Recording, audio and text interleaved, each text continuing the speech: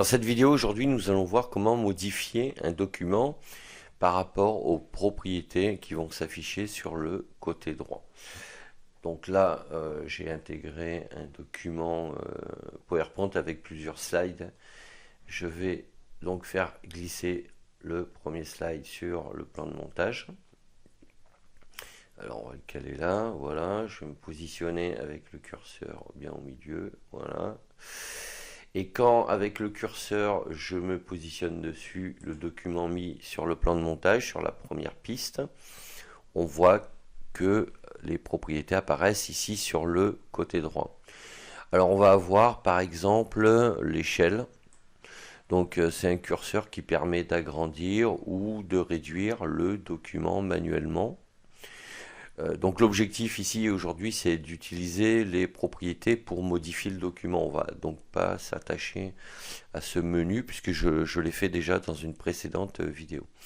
Ensuite on va voir l'opacité du document. Donc si on la réduit, elle va forcément devenir de plus en plus sombre. Et on va avoir ici les pourcentages de rotation du document. Donc par exemple sur celui-ci, si je sélectionne les zéros qui sont actuellement sélectionnés, puisque le document est sur son format original, il est positionné de manière horizontale. Donc je vais sélectionner 30% par exemple, je fais OK, voilà, et on voit que le document se met en rotation à hauteur de 30%. Alors si vous voulez revenir en arrière, puisque ce n'était pas du tout le résultat escompté, à ce moment-là, il est beaucoup plus simple à gauche en bas de venir sur la petite flèche et de dire je veux revenir à la position initiale. Vous cliquez dessus et ça vous remet le document sur la position initiale et vous pouvez essayer d'autres rotations. Si vous voulez mettre par exemple seulement 10%, vous cliquez sur OK et vous voyez que le document se met essentiellement sur une rotation de 10%. Alors je reviens là sur la flèche, voilà, je le remets dans sa position. Et là, de la même manière, vous pouvez également modifier en mettant par exemple 30%. Et vous avez le document qui se décale sur la droite. Si je mets 50%, vous savez, le document qui continue à se décaler. Si je mets là 80, il se remonte vers le haut. Et pour la position Z, je vais mettre par exemple, je sais pas moi, 90. Et vous voyez qu'il s'agrandit. Donc ici, ça va le décaler sur la droite, ici vers le haut. Et ici, ça va le faire avancer ou reculer. Donc Z comme zoom, d'accord? Voilà pour les modifications des propriétés d'un document. Maintenant, on va regarder pour une musique. Alors ça, je vais le réduire un peu. Voilà. Alors pour la musique, je vais aller dans Bibliothèque, où j'ai déjà inséré des musiques. On va prendre par exemple celle-ci. Donc c'est une musique libre de droit, bien évidemment.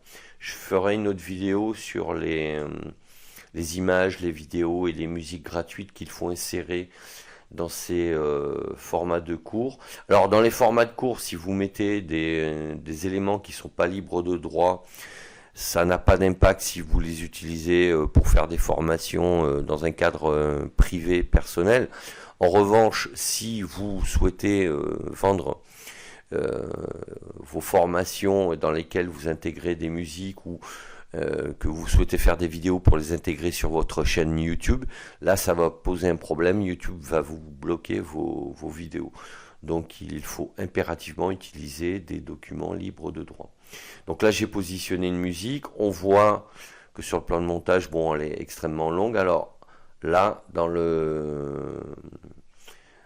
au-dessus de ce curseur, je vais me positionner, voilà, pour réduire le plan de montage, la visualisation du plan de montage, et comme ça, je vois bien tous les éléments. Je vous montre si par exemple je vais dans éléments multimédia, que j'ajoute un document, on voit ici, je visualise bien les deux documents. Si je fais agrandir avec ce point là, on voit que tous les documents agrandissent, mais que du coup la musique aussi, et elle dépasse, et je l'ai plus en visuel. Donc je suis obligé en bas là d'aller voir la bande pour faire défiler le curseur. Voilà, je reviens en arrière. Enfin, ça c'est comme sur tous les documents, hein, que ce soit Word, Excel, etc. Voilà, donc là je vais rediminuer pour qu'on visualise tout correctement. Hop, voilà. Alors maintenant, on voit que ici, j'ai cliqué sur la musique, elle s'est entourée en jaune, et qu'ici, dans propriété, on nous propose de modifier le gain, c'est-à-dire le volume. Donc là, le volume, il est à 100%.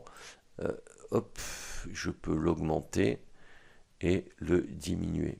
D'accord? Donc on va rester sur à peu près 100%. Voilà. Alors il faut éviter comment dire, il faut éviter d'être en saturation de son, hein. Si vous mettez au-delà de 100, le son va être complètement saturé, ça va pas être terrible en fait en termes de résultats. Donc vous pouvez rester sur ce qui est déjà paramétré par défaut. Et après, vous pouvez baisser le volume ici en cliquant par exemple à côté, ça fait baisser le gain. Et de cette manière, vous allez avoir... Alors ça va être voilà, le volume qui va se mettre ici de 20%, 40. Voilà, on voit qu'ici, il augmente. Donc voilà pour les propriétés. Alors maintenant, si je veux intégrer une annotation pour modifier, alors ce qu'on va faire, je vais mettre le curseur là, voilà, je vais intégrer une annotation. Bon, ça j'ai déjà, comme je vous l'ai déjà un peu montré dans d'autres vidéos. Donc la notation, moi j'ai choisi ce format, mais on va changer un peu, tiens. On va prendre celui-ci. Tac, voilà, c'est un peu comme une bulle de dialogue. Je vois qu'ici, les propriétés s'affichent. Donc là, on a comme un petit menu. Ici, c'est le cadre qui est sélectionné. Donc le trait vert se positionne sous cette partie-là du menu. Si je sélectionne en cliquant sur le texte, on voit que c'est le trait vert sélectionne le A qui signifie que c'est le texte qui est pris en compte, et etc., etc. Donc là, on voit qu'on a des mises à l'échelle globale avec ce choix-là de l'ensemble du document, et on pourra à ce moment-là gérer voilà, la dimension de l'ensemble de la notation. On pourra gérer son opacité, donc la faire plus ou moins disparaître, d'accord. Et là, pareil pour les rotations, c'est le même principe que pour le document PowerPoint.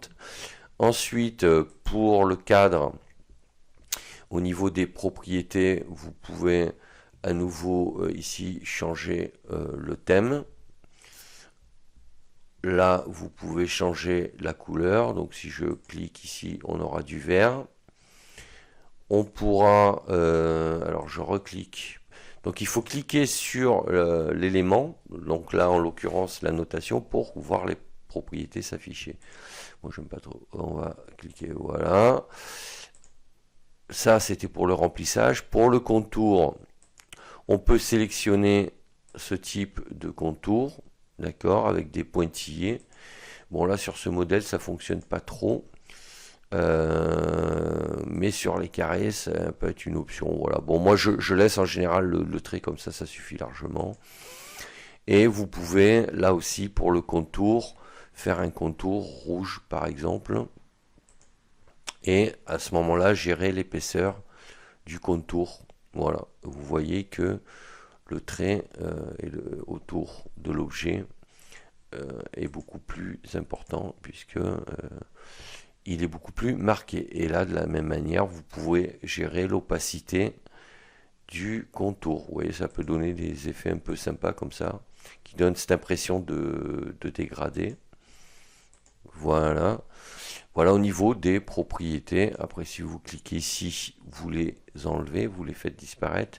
Si vous cliquez à nouveau, vous les faites réapparaître. Voilà pour la modification en utilisant les propriétés d'un document, que ce soit un document, donc, alors là, moi j'ai mis un PowerPoint, ça pourrait être un document Word en PDF ou Excel hein, éventuellement, et où ça peut être ici des annotations et donc une musique, d'accord.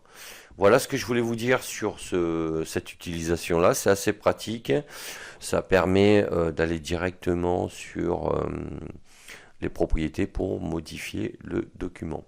Donc si cette vidéo vous a un peu éclairé, n'hésitez pas à laisser un pouce bleu vers le haut, à vous abonner à la chaîne et éventuellement me laisser un commentaire. Et sachez que vous pouvez télécharger gratuitement mon guide pour devenir formateur en ligne sur mon blog Cap sur vous. Je vous mets le lien dans la description de la vidéo. Je vous dis à bientôt pour d'autres sujets. Ciao, ciao.